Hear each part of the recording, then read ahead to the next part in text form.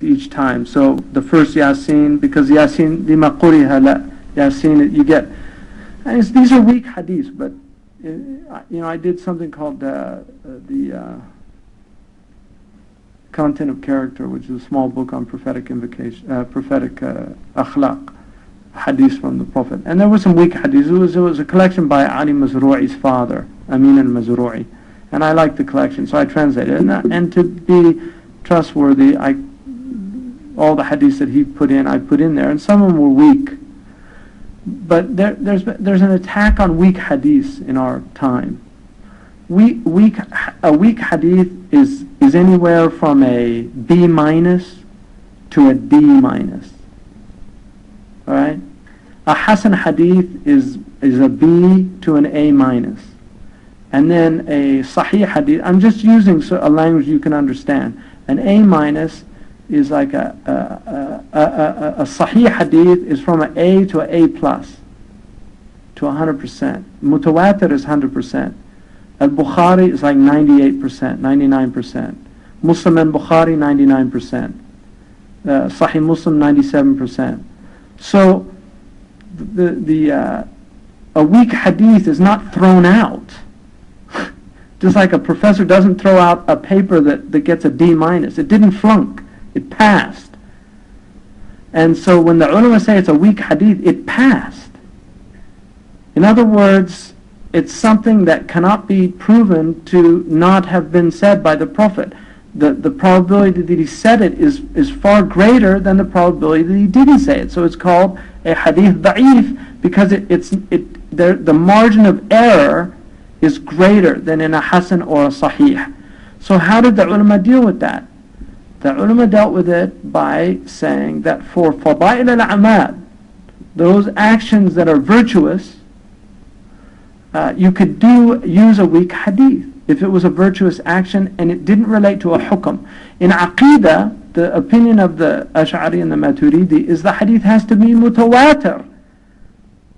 That you can't. That's why a hadith like the Nur al-Muhammadi, which is a ahad hadith, is not used in Aqidah. Or the hadith that tu'arad alayya a'malukum, or a'malu ummati in al-Bazar, which is a sahih hadith. So the ulama don't reject weak hadith. They don't. And so this argument against the weak hadith is a weak argument.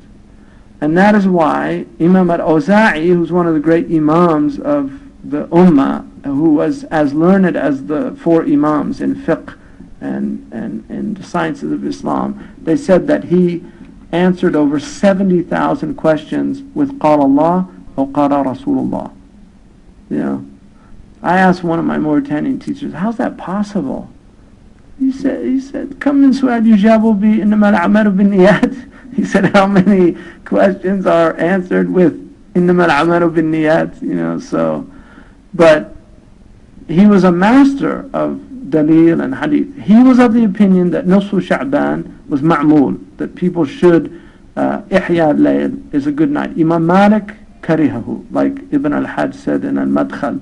The later Malikis tended to consider it an important night. I'm sure, I don't know, in Sudan, is Nisfu Sha'ban, is it some of them, and some don't. Yeah, so that's the way it is in Mauritania. Some of the ulama take it, the other ones don't.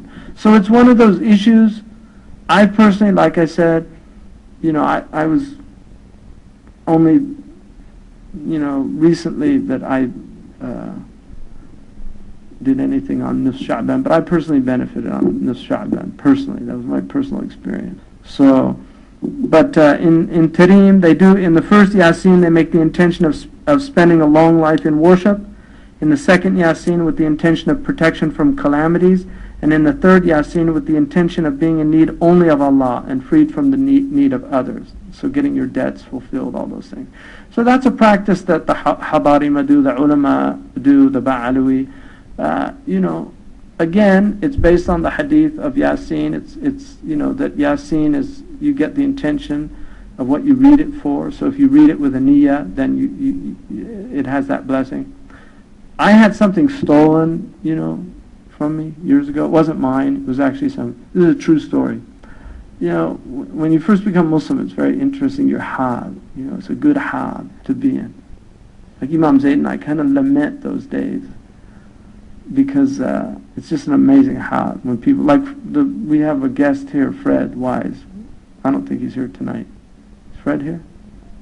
Yeah, but he's been here. People have been with him. He's a brand new Muslim, and he's just like, he's really in a nice state.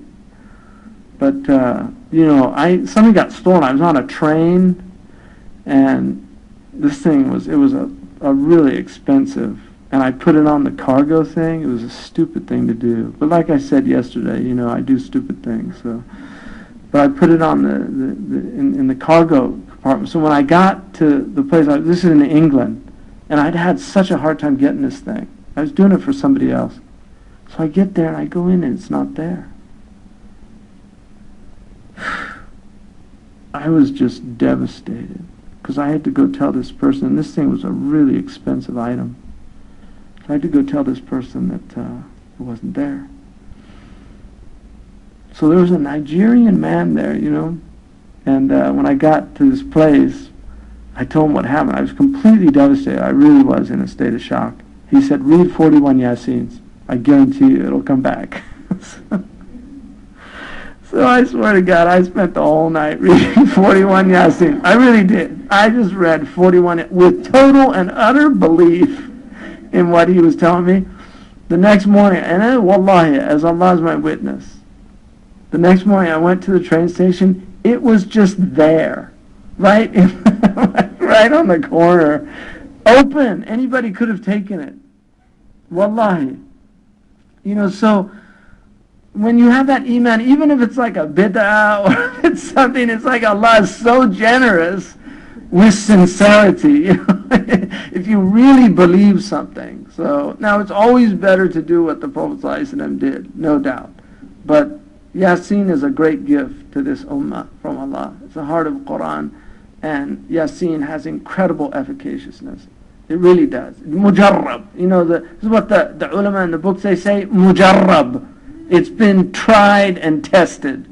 So don't listen to people who say, bid'ah, weak hadith, Trust me, mujarrab. Alhamdulillah. Jazakumullah khairan.